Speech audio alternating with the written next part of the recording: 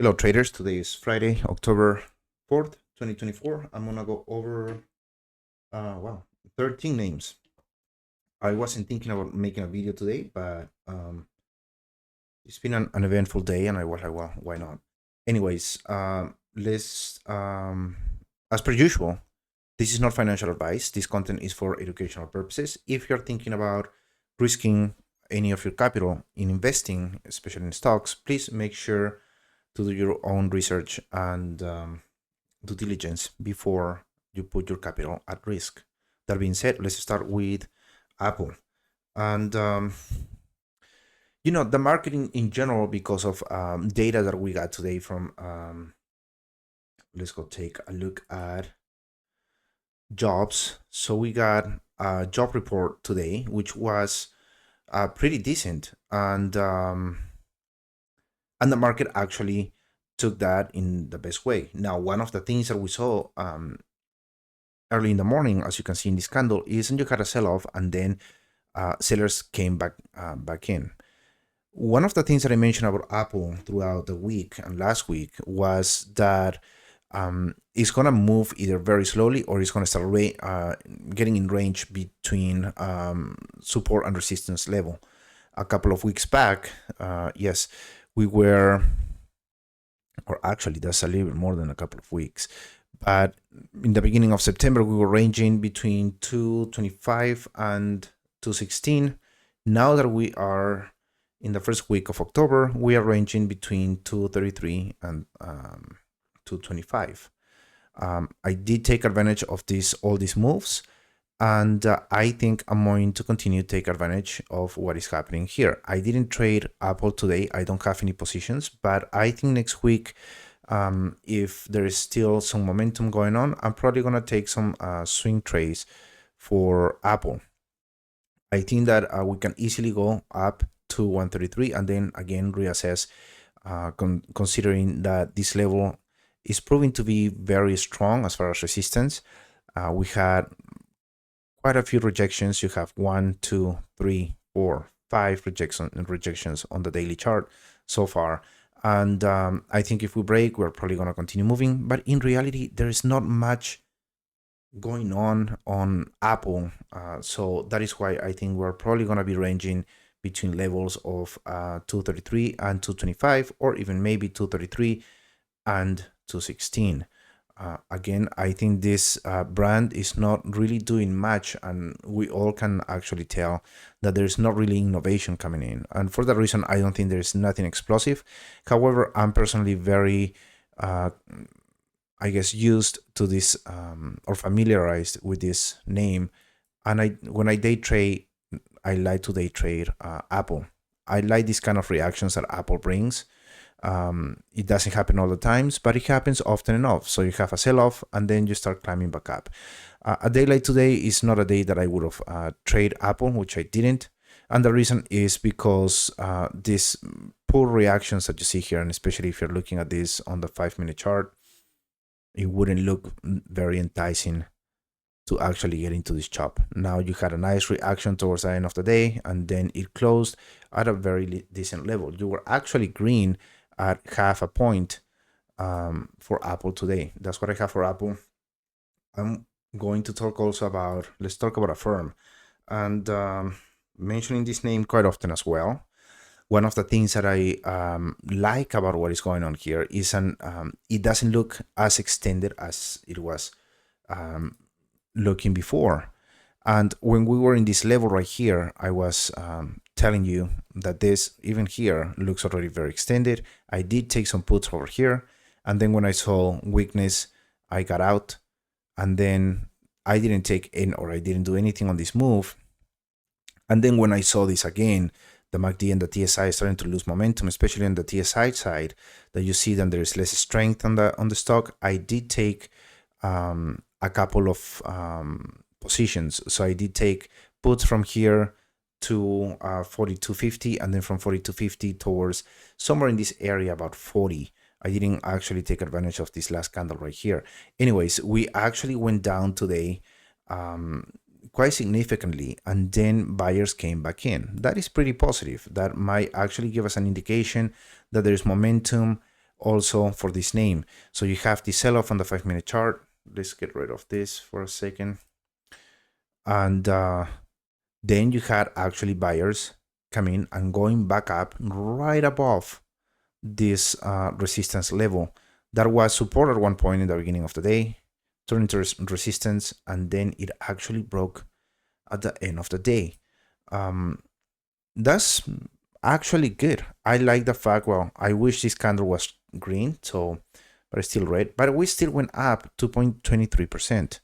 I do believe that if there is a little bit more momentum, then you're going to have another move towards 42.50. Keep an eye on that. I think if we lose momentum, you definitely have a magnet towards under 33. And the reason for this is because you have very little liquidity in this area. However, these indicators don't look as exhausted as they were a couple of weeks back. And RSI is neutral.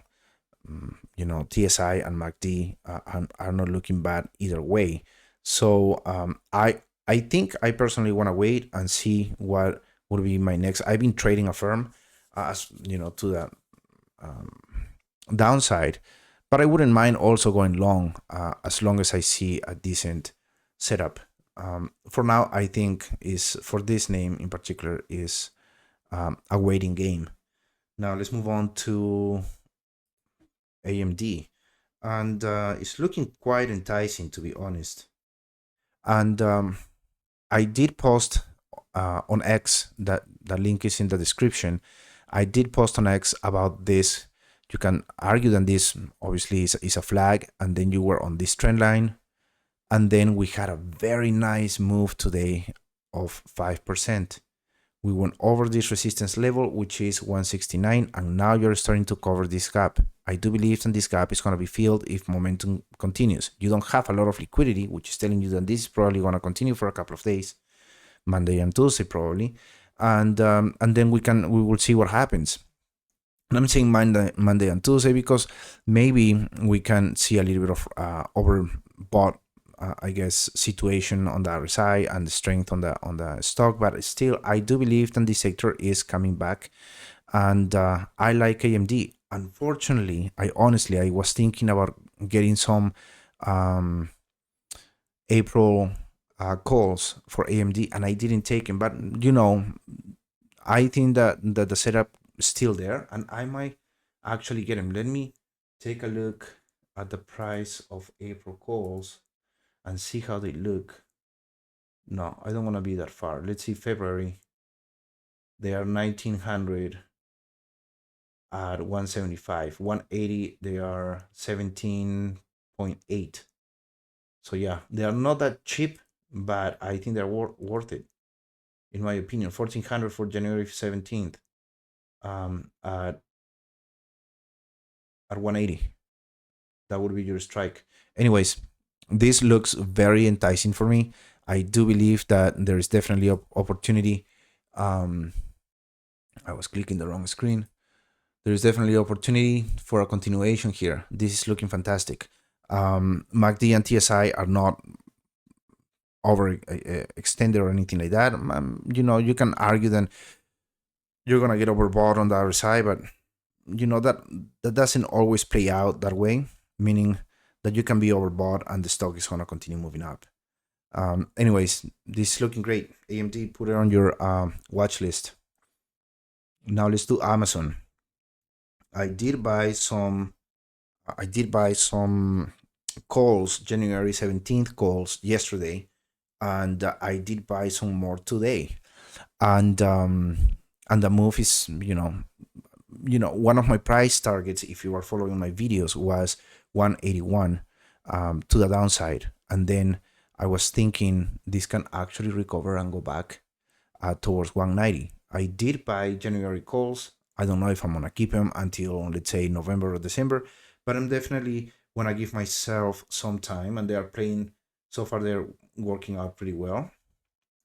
And yeah, I'm just waiting a little bit next week and see what kind of momentum. What I did like about this chart is this. So you saw this weakness right here, and then you actually got buyers coming in again towards the end of the day. That's, in my opinion, a very good indication. I do believe that even if we get a little bit of red over here, that would be kind of welcome actually, to see a steady move towards 190 and then maybe towards 200. My position is 185. That's my strike, and my calls expiration date are January 17th. So I do have time for this, and I like how this is looking. You have this volume shelf right here, then you're right about topping, and if you actually break this level, I think you're gonna break 190 again. After that point, maybe we can reassess and see if maybe you wanna trim your position or just completely get out or just keep it and ride it. We'll see, depending how you like to trade. This is looking good. MACD and TSI, I'm not worried about them. RSI looks is pointing up but looks neutral. Things are looking good. I think that Amazon was lagging a little bit compared to other names, but now is coming back. I like seeing that. Now let's take a look at another name that I mentioned yesterday, and that is Bitcoin. And look at this rebound. Levels actually matter. I did put this level at 19.7, just like this level at 52.7 as well. They almost hit it exactly where they are. And then look at this. You had a very nice move of, as of right now, 2.29%. Another thing to note is that these candles are riding the 35 SMA, just like these candles couldn't break the 200 SMA. Now we are in the same position as we were before. We're gonna get more momentum and break the 200 SMA, and at that point, maybe, which is another bullish indication, the 35 SMA is also gonna be crossing the 200 SMA. That's a bullish indication. So we'll see if we break. I do believe that if we break 200 SMA, again, we're going to continue going towards 67.3. But these levels or this range seems to be quite stubborn. You can see it right here from basically here. Let's see. Yeah, we're basically stuck in this level right here from 57 to 67. So that is the range that we have right now, in my opinion, for Bitcoin. Again, we just need more momentum. We'll see what happens throughout the weekend. And if we break 200 SMA, it would be actually quite positive. I like the fact that we didn't break the 35 SMA and we didn't actually go under 59.7, a pretty strong level as well. Now let's move on to a name that I was gonna make a whole video about yesterday, but then I changed my mind because I was like, well, that chart is looking a little bit funky. But let's talk about CLOV Health. Look at this. So there was a sell-off in the beginning of the trading session, which is right here. It totally plummeted. It went down really hard, and then sellers came back up. You had, this is a 5-minute chart, so keep that in mind. I don't trust structure in this type of the 5-minute or the minute.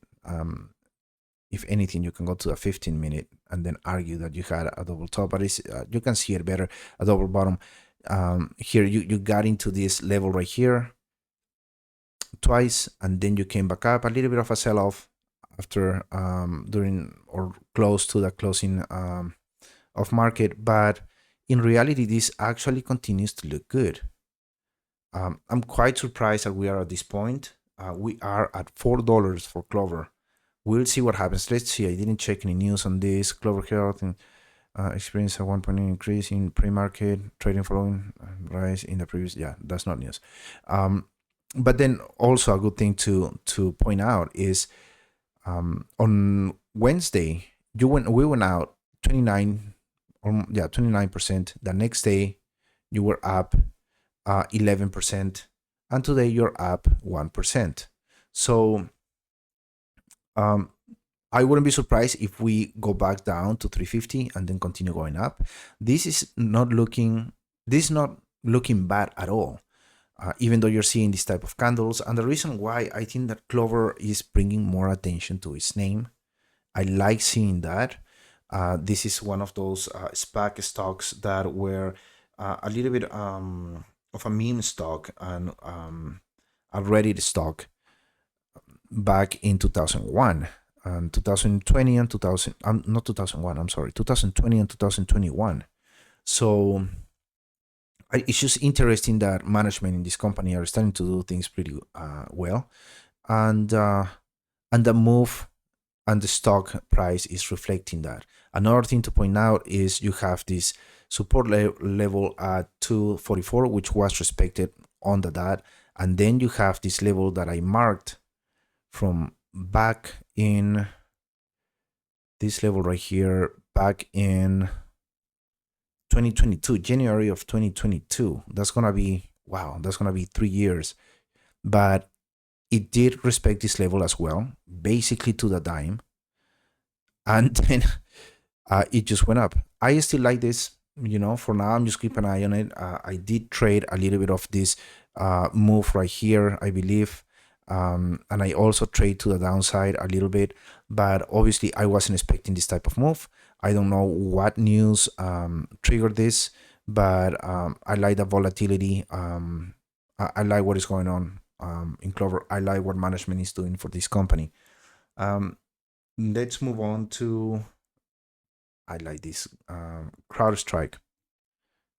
And let me take a note on this, 16. I did post this on X. My post was, I believe, on Tuesday or Monday, one of the two. It was probably on Monday. And what I was saying here, that you were sitting right on support, which was 280.2. And then my thesis was like, if we mount this, we're going to continue going up. You also have this trend line right here. You can, this part of this flag. And then I said, we're going to continue going up. Well, the next day, it actually went down almost 2%. But the following day, which is Wednesday, you had a green day, which was almost the same, 1.8% or 1.85. And then now it's moving, breaking resistance at this point, and then mounting this trend line. I think this is going to continue going towards the 200 SMA. If it breaks the 200 SMA, you are going to fill this gap. This gap is right at 317, which gives you a lot of space to make money right here to the upside. This is just looking great, in my opinion. I like how it was flagging right here. It was nicely consolidated, and now it's moving steadily all the way up. Today, it was up 3%. Contracts, however, for CrowdStrike, let me take a look, are a little bit pricey. If you go and buy contracts, let's say for December 20, that 300 strike are 2200. So yeah, they're a little bit pricey, but I think they will pay off. That 310, we are at, yeah, the 310 are 1800. So these are pricey, but I think this name definitely has more room to continue going up. I think the bad news and the uncertainty are behind. I think that the market already forgave what happened with the security issues that they had, and I do believe that this is going to continue moving up. MACD and TSI are looking neutral. RSI is also over the signal line, and it's not looking bad at all. I think we're going to continue going up. Keep an eye on the 200 SMA. There could be a level of resistance, but over that, then you're going to cover or fill this gap. There is basically no liquidity already in this area. So I wouldn't be surprised, and we're just going to go through the 200 SMA like nothing. Liquidity is also very important. Now, let's move on to another name, and that is HIMS. Now, HIMS had a sell-off yesterday. I made a whole video about HIMS, and it went down by 15%. It was an overreaction, in my opinion, and at this point, it's pretty obvious. It was an overreaction of the market, and the stock definitely took a hit by 15%. It was due to a drag that LLY finally got back into inventory or stock, and Ironically, this is a drag or a component of a drag that HIMS doesn't carry. But anyways, there is still kind of like the market probably thought there's implications because now HIMS is going to have a competition on a product that is very similar to what they distribute. It's part of the Ozempic drug. And well, we had the reaction of the market, but towards the end of the day, not towards the end of the day, actually yesterday, but in the beginning of the trading day, this was about 750. You had this double bottom, and then you started moving back up. So what this tells you is buyers came back, and you can see that on this candle on the one on the daily chart. You can see this candle coming back up, and then the same happened today. You had sellers, you had a sell-off in the beginning of the day, and then buyers came right back. That is a very, very positive indication. Now let's take a look at what is happening on the after hours. Then you have this. I don't know if there were news or what happened, but you went back up to the price target that we had at 18.7. One of my followers was left a comment that he actually bought the dip in this area, which was, I guess, now the right thing to do. So congrats to him for being cold-headed and maybe understanding his investment or the stock that he's buying and getting it at this point. One of the things that I also said, let's go back to the 1 minute, is that it would be healthy when we were here that going back towards this level 1726 and maybe going back up. I wasn't expecting a sell-off, but then I think that now things are looking, we're basically back where we started at this price target, 18.7. We'll see what happens next week, but this, at least for now, is giving me an indication that the market really likes the fact that HIMS in the telehealth sector is the leading name, and it probably has more potential to continue going up. I think that next week, unless there is some geopolitical issues in the Middle East, I think that next week we're probably going to move a little bit higher, considering that we have the strike behind us, and there hasn't been a strong reaction from Israel towards Iran, and it seems like, unfortunately, people are forgetting about what is happening in the East Coast, which totally sucks. But that's not the purpose of this video, anyways. I do believe that if there is strength in the market, HIMS is going to benefit for that. So for now, I would say, and as I said before, our next price target is 21.7. Just be careful on volatility and whatnot, but that's applicable for every single stock name that you can imagine. So again, congrats if you bought when it was low.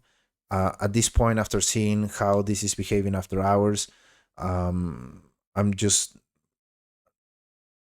I don't know. I wish I did get some calls for HIMS today, actually. I was thinking about it, but I ended up buying Amazon, Google, and I do have also calls on XLE. So anyways, congrats if you are in HIMS. I do believe that next week is going to be critical to understand if we're going to have any momentum, which it looks like we are, towards 2177. Anyways, amazing name. Now let's do another name that I was. Oh yeah, let's do JMIA. JMIA had a pretty nice move, 5% or so. Yeah, 5.6% pretty much.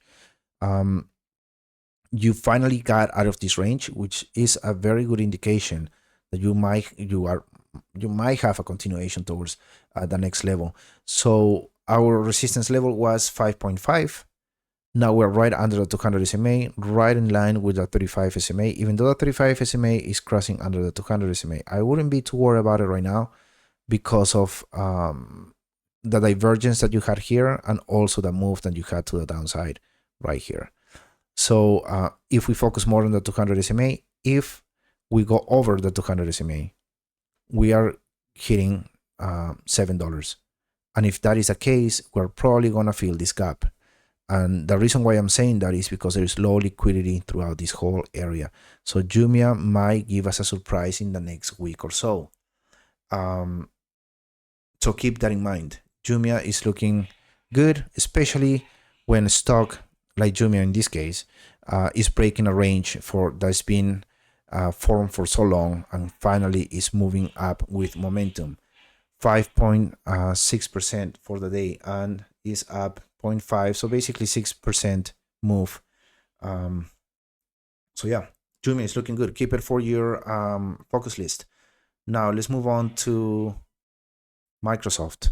Microsoft is right on the 200 SMA. Some people are saying it's under the 200 SMA. I don't care. It was under the 200 SMA in September. It was under the 200 SMA in August. Now, if we break this level, that's more important at this point. At the same time, you are continuing going under the 200 SMA, then you can actually start arguing we're going to go to 400. That could possibly happen. So let's wait for now and see what happens next week. And if we go under 415, which is a very stubborn level, as you can see here, if we go under that level, then you can actually be more bearish and argue that we are gonna get closer to 400 or in this range right here. I mean, the way I see this is if we don't retest, if we're not retesting here, going and then go back towards 430, I just see opportunity here. I'm just gonna let it just continue going down and just wait. We have a very strong level at 400, and then we might get a retest or a rebound towards 415 again. I just see opportunity here, to be honest, but it's one of those things or one of those trades that you have to wait and see when with more clarity what is going to be the next move. And the next move meaning, am I going long? Obviously at this level I wouldn't do it. I want to wait to see if we are really going to rebound on support at this point, or if we're going to break support and this support level is going to turn into resistance. At that point, then you can reassess and really hope for 400. And then I think there will be very nice opportunity if we get to 400. Anyways, Microsoft is looking good as long as you're patient. Just wait for it. Now let's take a look at MU. So I did buy some calls right here. They went up. I don't remember the percentage, but they went up like crazy, obviously, because this name went up 15%. I sold the next day, so this day on this candle. Then it went down. I left it alone. And anyways, it looks to me like this is going to start moving up. Let's change this because this gap is getting filled. And you're bouncing on the 35 SMA. You have to break over the 200 SMA and this support level for a continuation. I'm waiting for that. If that is what is going to happen and you break this volume shelf, then you have this low liquidity here, which is quite important. I think that this name is just going to continue going up. What we are seeing here on these red candles is basically a reaction from this overreaction from earnings. Other than that, I do believe that we're going to continue going up as long as we break the 200 SMA and as long as we go over 107, which is your resistance level at this point. If you retest, then you're probably going to tank towards 92. Let's hope, or let's wait until we hit the 200 SMA and this resistance level. And at that point, then you can start assessing positions and see. I would probably buy February calls or something like that. MU is looking good. It just needs a little bit more time. It's brewing right now. Let's take a look at, I don't know if I want to cover this. NQ. So it is quite interesting that we actually didn't go down under 19.6. I was saying if we go under 19.6, we're bearish. Like things are just going to look bad. But data that we got today and whatnot are actually supporting the fact that we can continue going to the upside. We're still in the weeds, in my opinion. We have to break to be very bullish. We have to break 20.3, and then we're going to have a nice move towards all-time highs again. This is flagging right now, as you can see. MACD and TSI are pretty neutral. The RSI is looking okay. It's about to cross the signal line. But still, I do believe that we still have to break this level to get confirmation and get a little greedy, maybe. I don't like to say that, but anyways, keep an eye on this range. If you break down, you're bearish. If you break up, bullish. It's that simple. 20.3 to the upside, 19.6, 19.7 to the downside. That simple. And let's finish with, I did buy some calls on this, and I feel like maybe I'm a little bit late to the party. These are December calls on XLE. I did buy some yesterday. I sold them in the beginning of the day, and then I bought into the day for December. Anyways, I do think that this and basically my play here is two things. This, you have this pretty strong level right here, which we broke today, one of those things, and then you have MACD and TSI are behaving very well. The whole sector is moving pretty strong.